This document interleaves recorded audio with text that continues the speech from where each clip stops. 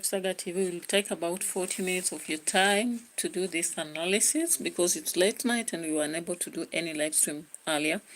I don't want to actually skip a day without doing a video on this channel, save for the one day we skipped, but I'll be compensating again tomorrow. I hope so.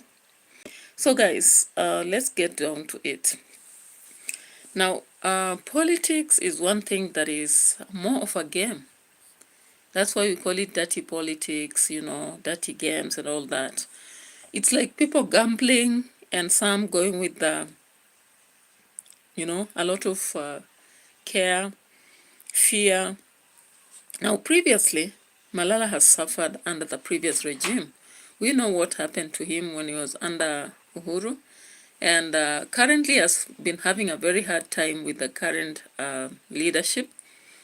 And we know that, of course, at some point he was supporting mediocrity, and he has finally come to join hands with Gachagua in the efforts to make sure that the opposition will be winning. But there are questions we need to ask about what exactly is he after. Yeah? So currently, if you know what I'm talking about, Malala has decided to reject KITUYI. Yesterday, you remember we said clearly that Gachagua opted to have KITUYI joining their team. And according to me, it was a wise move, KITUYI is one of the people who is very intelligent in the Western wing. And if they can bring him on board, he could be very relevant. Why is Malala opposing? Because Malala is saying that my position on the choice of the spokesperson is that the united opposition deserves to demonstrate willingness in engaging with fresh, youthful leadership that can propel the country to the next frontier of politics and governance, qualities which Dr. Muhisa Kitui is accurately lacking. What exactly has Muhisa Kitui done? Okay, in my perspective, I would also support Malala to some point. In fact, when I was doing one live stream here, I saw one person from Nigeria who was supporting the idea that if you have to change the politics of Kenya, you have to remove all the people who have been in this leadership for years because they were not gearing any change. Why then should they be coming currently and make us believe that there is change that is going to happen? And one of the subscribers actually told me that there is need. Hule Shabangu. Hey. Welcome, and thank you for the compliment. Like the video for me. Like the video for me as we go on with the analysis. Here in Kenya, it is now 9:47. 9:47 p.m. Many people are sleeping, but I'm here making noise on my platform because I had not got time to do a video during the day, and I've decided to do it right now. I'm Jack. Welcome. Thank you so much, and like the video. I appreciate the 2 likes, and I appreciate anybody who will be coming along because it's a journey we're making. And as I urged you guys, help me to get to 1,000 subscribers, and from there it will be easy to grow. Thank you so much. For those who have not subscribed, consider subscribing because I always see new faces every day, and I appreciate your love and your presence here. So thank you, Kuhule Shabangu. I am Jack, and who else? Because I have 3 likes, which means we have 3 people right there who are active. And any other person who is there, I really appreciate. I have 4 people who have given likes now, and I really appreciate. Thank you so much. All right. So, guys, the politics in Kenya are just getting very tough, in what we say it's about to go down. All right. So, when you realize that Malala cannot keep himself quiet, he cannot keep quiet on matters, his party, that is the united opposition, and comes out to say this. I don't know why he should have done it on the platform instead of privately. And I don't even know why, whether he's proving that Gachagua is a dictator as Kuria had said. That is one of the narratives he does not understand he's selling. Just like Gloria Oroba the other day was saying on Obina's show, that when the people in State House were showing how how the president was picking her, her cheek. They thought that they were exposing her, only for them to expose the president too, to ruin his reputation. All right? So here we go now. Malala has come out to oppose Kituyi's appointment as the spokesperson. Does he know what he's doing to the opposition? He's actually showing how they are torn, a house torn apart. Because, for example, if you're in a marriage as a woman or a man, then you go out there spreading the problems within your family. Don't think that you're doing justice to yourself. What you are simply doing is to expose the problems you yourself have, and you are making it worse. Things will never be the same again. So I'm just wondering, when Malala came out to do this kind of shenanigan, did he understand what consequence it would have on the party? Because currently now people are really looking at it as the worst nightmare for Gachagua, the hot attack, you know. And I don't know how Gachagua will respond, though he normally says that he's out there to allow anybody to give their opinion and democracy to go by. But we understand most of the times people have conflicts over diversity of opinions. Most times the people who say that they are so democratic, they are never. The truth of the matter is, when they cheat that they are democratic, what happens is when somebody speaks their opinion and it's different from what they believe, there becomes mistrust aspects, there comes to doubts. Someone may be thinking, does he want to disapprove me as a leader? So such things go on, okay? And why then would Malala not have shared this in their party, and instead just came out to share this and give it as his position? So according to me, it doesn't occur very well out there. But let's see what goes down, okay? Engaging with fresh youthful leadership that can propel the country to the next frontier of politics and governance, qualities which Dr. Mukisa Kitui is acutely lacking. Malala also maintained his hard stance on the Malava constituency by-election slated for November. The coalition had prevailed on the DCP party and DAP Kenya party to have one of them stand down their candidates to prevent splitting their votes. However, Malala maintains, as the DCP deputy party leader from Kakamega County, he ought to lead the campaigns for the candidate all the way to the ballot, with DAP Kenya leadership also sticking their guns. Emmanuel Toh, Citizen TV, Nairobi. All right. All right, guys. So you saw that. How to go down, okay? So when you look at that and realize that there are such heated arguments from Malala towards his, his party, then there are questions we have to raise. Why can they sit down like a party and discuss these matters behind, so that we don't see them on camera or are discussed by a broadcasting house in Kenya? Because currently it has been ballooned into something else. We seem to be having quarrels, just like we saw also in the other party. We saw it the other day that, we saw some conflict between, Latembea and the close allies within the party. And these are the things that opposition must avoid, or else they are not going to be one house up to the end. And once divided house, you become a weak house. That is the reality. That is the reality. Because I'm looking at how JLP and PNP were moving in Jamaica, because I like referring to Jamaican politics. It's a bit mature. I just see their politics are mature, because that is one of the places in the Caribbean I saw people going to the streets and JLP and PNP campaigning on the same, route, and nobody fought. Nobody attacked the other, And I looked at that and I was like, hey, these people are really mature. I can't imagine. Wagwan, one love, all right? So I'm looking at the situation of Kenya and I'm like, what is happening? Because when you are in one party, you need to speak behind the camera. You don't have to come to public to show us your conflict as a party, to show us that you don't have a peaceful moment, to show us that you are a divided house, to show us that there are those who want the young blood and there are those who are preferring the old. All right?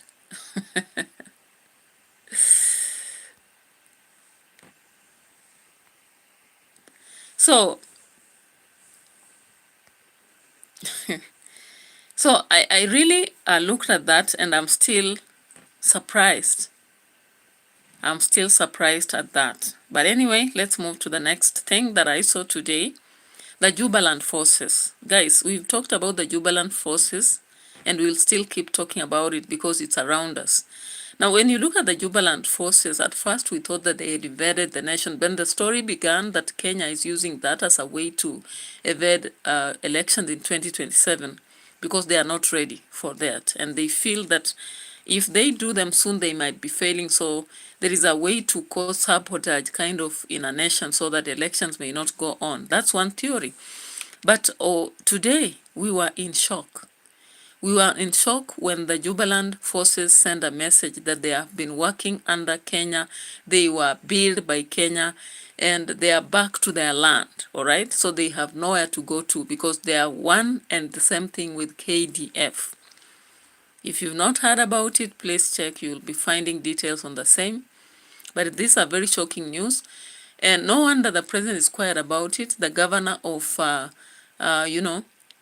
the governor of Marsabit was quiet about it from the beginning before Gachagua had to drop a bomb and inform us about it. Then we also realized that Murkomen's, yes, interior, he denied that the Jubaland forces are not still, they've moved away back to Sudan, they are not in Kenya. But the reality is that they have revealed that they are still in Kenya. And I will play some video just to prove that. We are 12 minutes down the line. We are waiting. We will be, to fill the gap, of course, we'll be going for maybe 28 more minutes. 28 more minutes and we'll be done. All right. I don't want to have a very long video because it's night. And I want to sleep so that tomorrow I'll be very fresh. I have so many duties again tomorrow. So let me do just a little clips and end this, okay? Yeah, so let me be checking on this, what Murkomen said, and we can go back and now see what the Jubaland forces are saying. Checking again. This My girl goodness. is fire online. Anapenda kuslay. Kila selfies. Do trending dances. Lakini kuna perspective, and I quote, while doing some research, I came across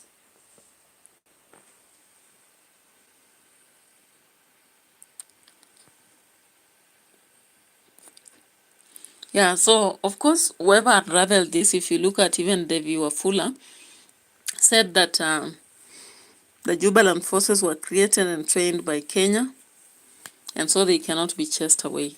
In 2011, the forces were using Kenya as a buffer land, a buffer zone between Al-Shabaab and borders. So the militaries actually were built up and trained in Isiolo. They went to Somalia. They rebranded as Juba forces. Yeah. Of which you can see some pictures right there. Then later on they were trained vigorously by the Turks. Then they became offensive and very strong. And when they attacked the Jubaland forces and took that place, the Jubaland fighters, or rather forces, went have run back to Kenya. So this is just like a situation of Wagner and Russia, of course. So they are just part of the KDF. And so having been trained by Kenya, they are in terms with KDF and they may not go anywhere, all right? So whoever was sharing this information indicated clearly that this might be a time bomb for 2027, but it is what it is, guys. And of course, we had these pictures shown all over the places. For those of you who have been vigilant online, you've seen this, right? You've seen this, right? Yeah, these are the forces and they are set. So they're not going anywhere. Okay? And of course, they had to give a message about the same. If you heard about it. Askari wa Jubaland military wana kati ya Kenya wanafanya kazi pamoja. Wanashirikiana في عم بيننا حيسا. kazi ni tunafanya mzuri sana. Ambao skashana nkuyu kilo makana anaboresha kufurina. Tukipata information ya adui yote tunaenda pamoja na tunapatia support. Leo kadiri skana la sifa amlo ngulu kana la shaqaya. Jirani wetu wa Kenya wanafanya kazi na pamoja na sisi vizuri. Xogaha waan kala qaadana soo yeesana. Na tunachukua vizuri information ya adui. So guys, the denial that Murkomen was actually posting here is neither there nor there. Whether regional ama ni national ambayo itafanyia mambo ya vita upande wa Kenya. Kama kuna watu wa kutoka Somalia ambao wako katika upande wa Kenya, si kwa mwaliko wa taifa la Kenya, ni kwa sababu pengine wanatoroka sababu zao za kivita, na investigations ya security itahakikisha kwamba wote wanakuwa accounted for. It's so vague, you know, it's so vague for an interior CS to deny the reality on the ground and the truth that is coming out, because how else are we getting these recordings from these forces sharing what they are here for, and the fact that they have been under Kenya and they have been trained and they are willingly working together. It's such a kind of shame also to have this contrasting information, one giving a different impression while the other gives a very different perspective. Who is telling the truth? That's the reality about what we have to understand. Who is saying the reality? Yeah. And now while looking at this, so many people feel threatened, because anything to do with such situation should be handled using combat and intelligence. Combat, whereby you have to, to prevent and handle. But the reality is that Kenya is not using any effort whatsoever. They are just saying they will investigate, and you wonder how long does it take to investigate in matters security. Security is one of the things that a country should really look at. If these forces are left, then Lamu, Mombasa, borders, and even the entire northeastern will become a different scenario. All the same, it will become a very serious problem. But does the government maybe aim to have these people taking ID cards and voting, or why is it being so, soft on them? What is the agreement? What is the argument? What is coming up, Yeah, because even yesterday there was information about CIA. If you heard Wariungi was actually sharing that even the CIA, it's called CID or CIA. Yeah, the FBI, not CIA. The FBI is a force that has also been created by the government in one way or the other to make situations look that there is a possible coup, there's a possible attack. That is one of the things that we've heard from sources here and there, allegedly. So, what picture are we painting for Kenya? We are 20 minutes down our discussion, and we still need about 10 or 20 more. So guys, don't give up. Keep supporting us on the discussions, because there are hot matters here. Now let's get to PL Lumumba's speech on Sudan and Somali, just because we've talked about Sudan. And remember, this is not the first time PL Lumumba has talked about Sudan. There is a time he again sat in a meeting and talked about it. And I don't know whether I'll play that, because I want to feel one thing or the other here, there, and check out this. Let me first thank not get Goyo, no. Hey, commercial breaks. Not Luo, not Igan. Lusofa. To mean we are speaking Portuguese, not of Hambo and of Imbundu. Then they came and changed our names.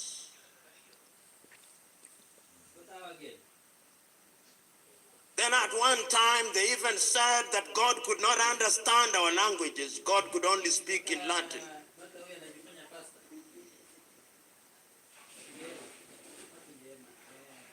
And that is what defines us even as we speak today. So that when we talk about the African diaspora, even our gravitation is holding all factors constant to those who colonize us. If you are in Dakar, in Senegal, your true north is Paris. If you are in the Democratic Republic of Congo in Kinshasa, and you want to escape the pain in Kinshasa, is Brussels. If you are in Luanda, Angola, or Maputo, or Praia in Cabo Verde, your gravitation is Lisbon. If you are in Kenya, or Zambia, or Nigeria, or Ghana, if you don't gravitate towards London, it is Washington. Those of you who are students of science will well remember Pavlov's conditional reflex. It is alive and well.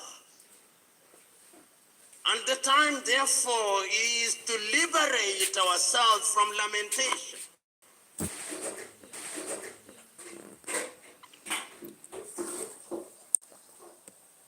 Is too long. The time is to give meaning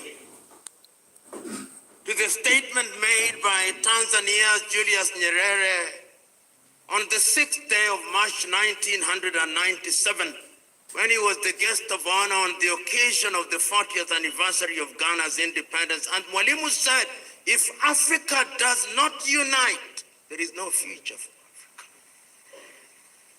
And we are not talking about the unity of the graveyard where we all agree.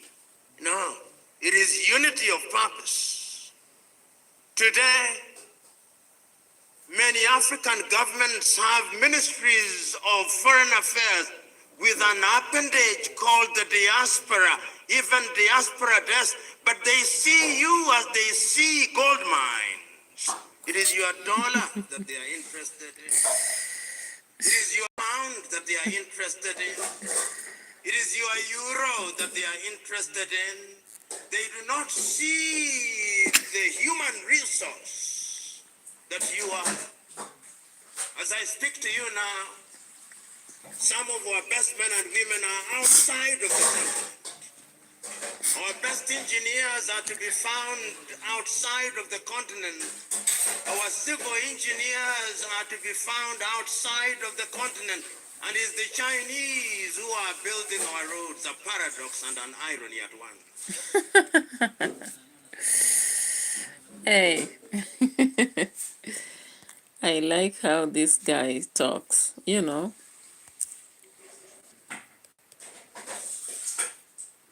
Indeed, a paradox and irony at the same time, and satire itself, okay? Imagining that Africa, that is Uganda, Tanzania, Togo, Senegal, Nigeria, Ghana, we've lots of people with knowledge, with expertise, with abilities, but they are running away from Kenya, from those countries. And why? It's because generally, when you look at our economy, it does not support us as indigenous people. Like, whereas in other countries, they would prefer to pay better the locals. The problem in most of the African nations, when they see the indigenous skilled people, they don't pay them well. You can imagine, for example, the president currently in Kenya has decided to hire a given company from America, and they're going to pay that company daily in forms of millions. Can they do the same to the Kenyan citizen? No. And so people find it easy when you have skills that can be used elsewhere in Canada, Nigeria, or wherever. Not Nigeria, I'm talking about developed countries, Europe or America. People find it easy to go there and make money. Because while you are in Africa, you'll work so many hours, you are paid at the end of the month. It's not about hours you work, they pay you based on a month. And the pay is very lean, the taxes so high. And that is why a lot of people are running away from Africa to those countries, because they know for sure that when they go, in short, like 3 years, they'll have done a lot. Look even at the simpler careers such as teaching, nursing, the person who is working in Kenya or Africa at large will not earn a lot as that working elsewhere. And that is the reality, we like it or not. So for us to stay positive, we only decide to go for brain drain. Okay, so this is the reality that we cannot fight against. Okay. By provision of examples, yes, I will do that. All right. And they do all this hoping that the government will fall. Even the Standard newspaper here, when we talk about patriotism as a nation, and the owner of the Standard Group, let me come back to him, is a former senator. And every leader must have the interest of the nation at heart. And when people castigate government, I acknowledge that it is the work of the opposition to castigate government. But we also have to remember that you have a country to protect. Without that country, and we almost, came to the precipice on June 25th last year. If the country fell then we would not even have a country to castigate. Such a coming together, especially in the context of Kenya, where institutions that are born out of our constitutional dispensation hold up under enormous pressure in terms of undertaking their operations. I think it's a sad scenario for the country, because much as I said earlier, there may be a good intention in terms of trying to calm the country, but the net effect for our country is tragic, because the institutions that are supposed to hold the government accountable are not working. Everybody is towing to the executive. So take, for example, this corruption issue. It's a rampant thing across the country.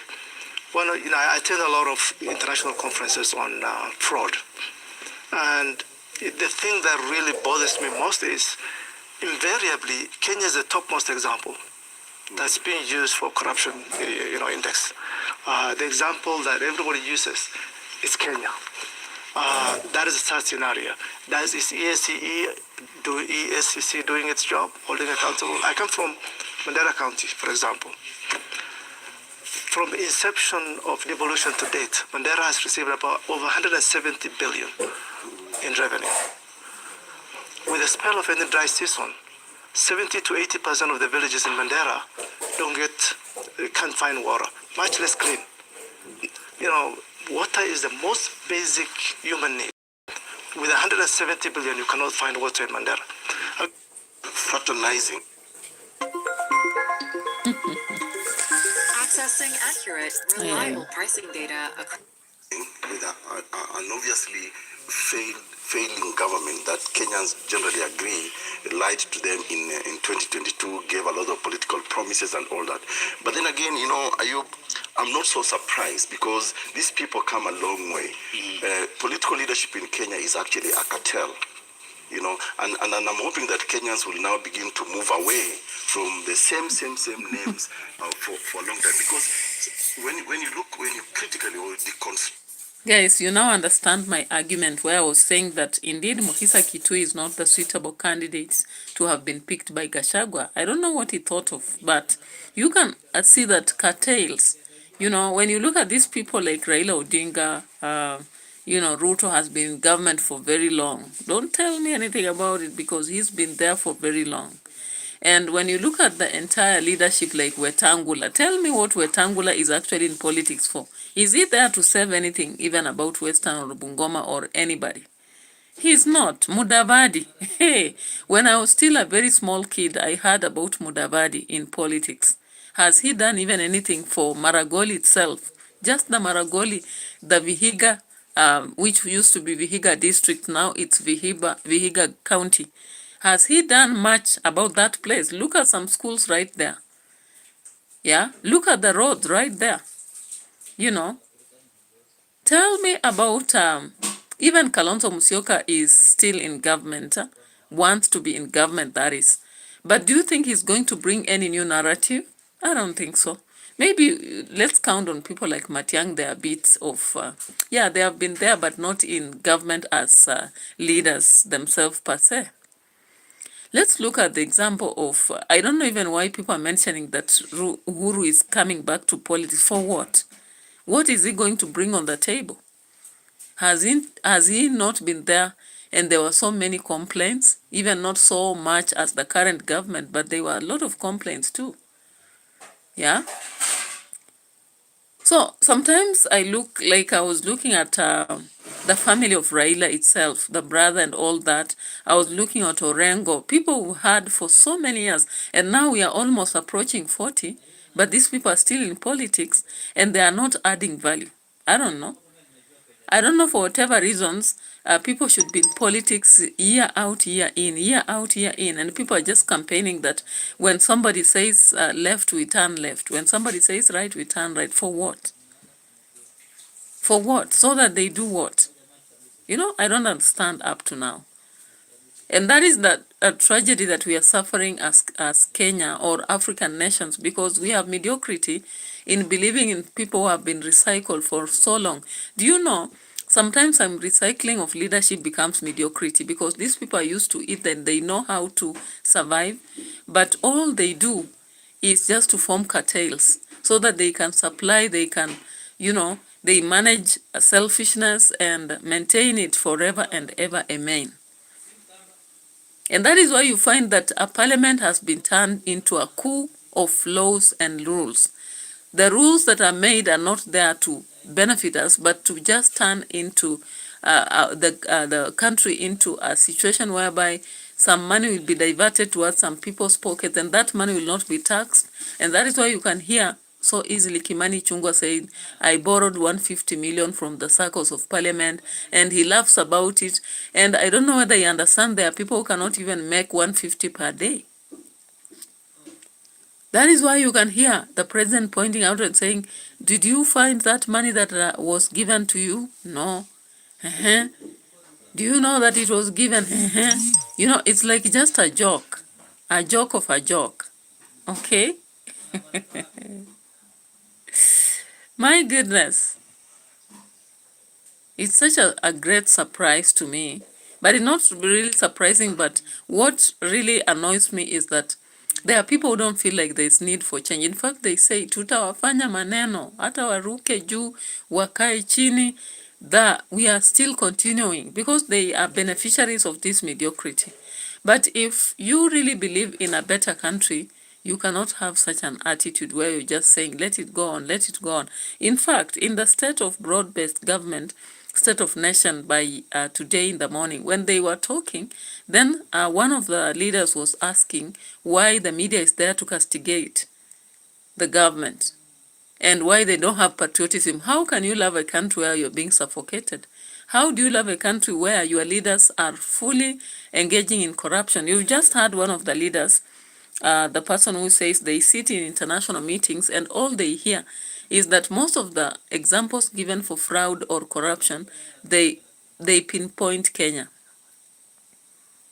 How do you feel about it? A country whereby someone can afford jackets or belts or shoes, very expensive, exorbitant, when there are so many people that are sleeping, hungry and suffering.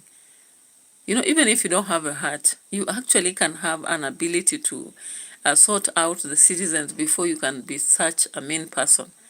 Looking at the current situation, I keep saying here every day on the channel, schools have not received capitation yet. And even though some schools will receive some money, again, the leaders there will opt for things that are not worth in form of pleasing their besties or goodies, or maybe thinking that they are annoying somebody, you know. I just laugh at it because I know the future is bright. If only people decide to do what is right, the future is bright, because in Kenya, I've kept saying we have a lot of money, only that it's wasted. We can really, if we really harvest that money we have and use it in the rightful way, people will be surprised. Everywhere in Kenya will transform our country. Everybody will afford to have a permanent house. Good roads will be there.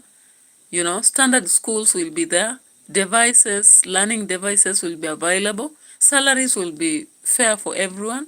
And no one will want to run out of the country. But currently there are people who have been teachers, but they would rather go to another country as social workers because the salary is better. There are people who are working in Kenya, maybe as nurses, but they would rather go as social workers in America because the pay is better. And in 5 years or 6, you'll come back and be able to invest than when you stay in Kenya. And this is one of the things that people are forgetting. It happens because people are looting and people are having very selfish intentions, even in politics. They come together because they have been beaten and they want to revenge. They are not coming together because they want a better country. And I just hope this revolution should happen and the leaders refocus on efforts to do better, you know. All right, let me get to a different story before I finish. I just have about 4 minutes to calm down so that I make thumbnails for my videos. I made a lot of videos, especially on edutainment for us, but I've not been able to do the thumbnails for them. So let me look at another story, then we go on to the other. So remember the Isiolo governor, Abdi, okay, is supposed to be arrested, okay? Let's check on this. Governor, you are getting out of order. Isiolo Governor Abdi Guyo's political career has just collided with a legal storm. On Friday, September 5th, 2025, the Office of the Director of Public Prosecutions dropped a bombshell. It has ordered the arrest of Isiolo Governor and 7 of his close allies. The charges are grave: kidnapping with intent to cause grievous harm and robbery with violence. We highly and strongly condemn what has happened to Abdurrahman Mohammed from Isiolo. And as we see, he was picked from Manzoni in Machakos County in the middle of the night, almost towards dawn at 3 in the morning. Tortured, battered, beaten, and actually bullied to the extent that we cannot be able to say how much injury is sustained, but definitely this kind of torture could equally be fatal.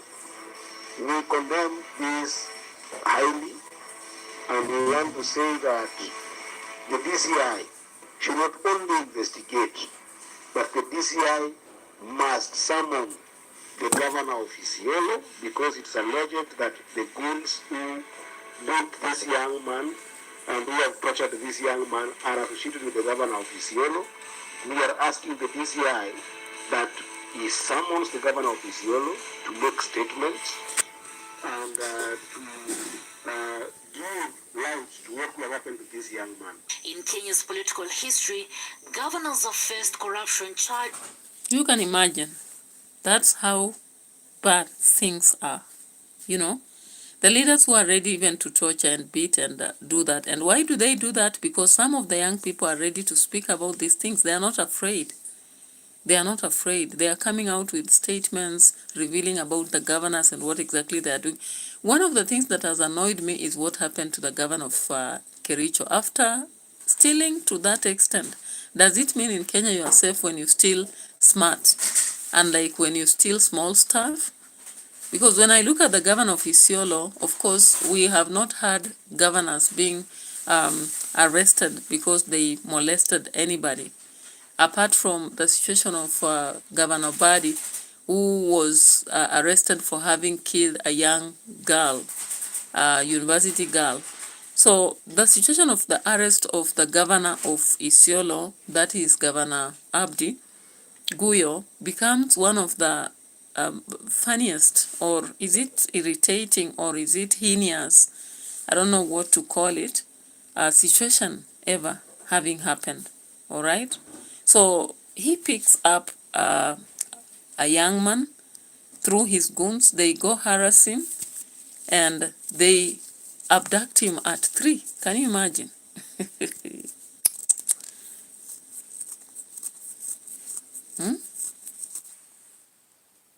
Can you imagine? So these are very serious allegations. I don't know. I hope that indeed, as it is being indicated, investigation will be done and it will be brought to books. Let's check on this. Adoption. The ordeal did not end at the hotel. Abdirahman was reportedly blindfolded, beaten, and intimidated. Hours later, he was abandoned at Ruai sewage area, battered, shaken, and stripped of his belongings. Among the stolen items were a licensed Glock pistol loaded with 15 rounds, an iPhone 16, 70,000 Kenyan shillings in cash, and other personal effects. Hao watu ambao walikuwa wanatufuata jana washukwe, tujue nia yao ilikuwa ni gani. Sisi tumeweza kurekodi statement, polisi walikuja hapa na tumeweza kurekodi statement. Vile jana tuliona ile occurrence yetu ilikuwa jana, sisi tumeweza kuandikisha. Na tumeambia Kenya kwamba tumeambia watu isio la kwamba CCTV evidence from the hotel placed Guyo and 7 others at the scene. The names are listed by the ODPP, read like a small militia: Abdullahi Jaldesa Bantika, Dade Boru, Abdi Rashid Ali Diba alias Ngila, Abdi Nur Dima Jilo, Hamid Dwale, Josephat Mwangi Komu, and Yusuf Maina. Each of them now faces possible arrest and prosecution alongside the governor. And if possible, the police should also take action to be able to trace a number of people who want to pick Abdurrahman Mohammed Ibrahim from the hotel where he was, because we are sure that those kind of things will be having CCTV so that we can be able to start looking into this matter. Because these kind of things will make this country go into anarchy if they are not controlled. Because of the immense public interest surrounding the governor's case, that review is what triggered today's orders for arrest. For Governor Guyo, this is not just a legal case. Could reshape not just Isiolo politics. Yeah, so of course justice has been one of the things that is very fundamental currently in Kenya, because after so many young people are abducted, you know, some of them terrorized, you know, mistreated, and especially after the death of Ojwang, it came out that this has to stop, you know. And the threat is that if it doesn't stop, the state of anarchy is one of the worst things that ever should happen in a country. And so Governor Guyo is maybe one of the exemplary examples to serve in this situation. And we hope that all will be done to bring the end to such kind of heinous behaviors. All right, so bye-bye.